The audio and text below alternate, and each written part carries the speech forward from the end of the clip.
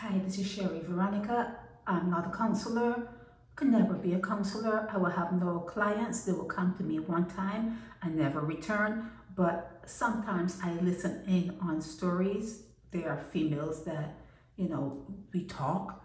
And this is a story that I'm going to bring to you, and I want to ask you, what would you have done? Now, this girl, female, she's a woman, her name is Deborah, and she was heavily pregnant, and she and her husband had an argument, and she was hoping that he would just leave and give her time to breathe, but he wasn't having it. So she decided to put on just some slippers, and she said she was going to just walk around the block and breathe and just, calm herself, heavily pregnant. And when she got to the door, he screamed at her, "I hope you get great." You know what that, just take off the G. Okay, take off the G. But he said that to her. And it was shocking to her, she said.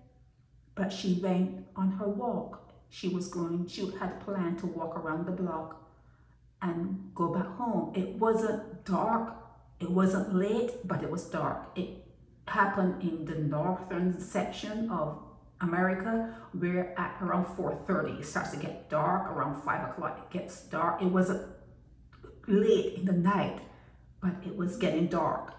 And she was going to do just a square around the block. And she said that when she turned the corner, she was lifted off her feet and pulled off the sidewalk.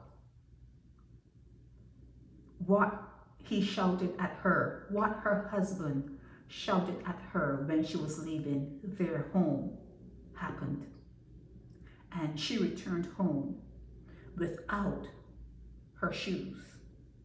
She returned home barefooted, went upstairs, she said. She washed and she went to bed. She could not, in her mind, she could not have raised the child all on her own. She could not have done it. In her mind, she could not have done it all on her own. And she's looking for feedback. And whereas other people would say nice and pretty things, I would say, you should have left him there and then. You should have packed your bags and left him there and then. But although I said that, I still had to say, but I understand your fears. I understand the weaknesses that were planted in us. It was something that we got from our moms and our grandmoms. The fear is seated in us. So I understood, but I would have advised her to leave. Okay, so now the child is grown and gone off on its own, and she's 10 years divorced from him. So the child it's not a child, it's about 30 years old, And to this day, when he shouted, "I hope that happens to you," he never knew it happened.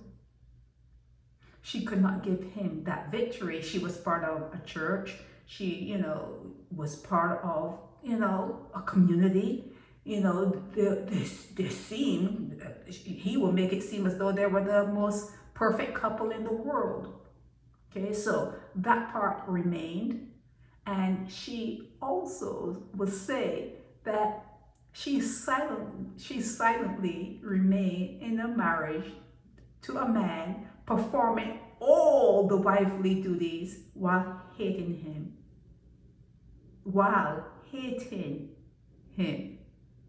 Silently hating him.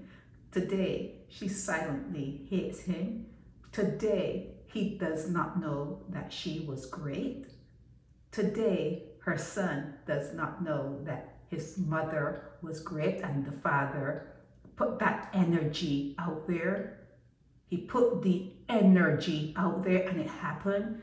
Her looking back at it now, talking to her, she's pretty bright, but talking to her, when she looks back on it, and you ask her, well, now looking back, hindsight, do you think you should have left them? And she said it played out very well for where she wanted to be in life. It has played out well for her, where she wants to be in life. And there were other things that were being talked about, but that's not part of this conversation. This conversation is for you and me. I blog on Naked Departure, and she may hear it. His name is Wayne. She's Deborah. His name is Wayne. And my question to you is, would you have stayed? Would you have called the police, a police report, like notify the people in the neighborhood that there was a harpist in the area? What would you have done? That is my question. And I have another story. I have like 4 other stories from, these calls. And I'm going to bring them to you one each day. I can't do everything one time. But what would you have done if you had an argument with your husband and he's not man enough and gentlemanly enough to pull back and just give you, you're heavily pregnant and he's not holding up, and you open the door to leave and he says to you, I hope that this thing happens to you, and it did, what will you do? This is Sherry Veronica. Help me spread the word about Naked Departure via social media. Subscribe and share to show support and love for our channels.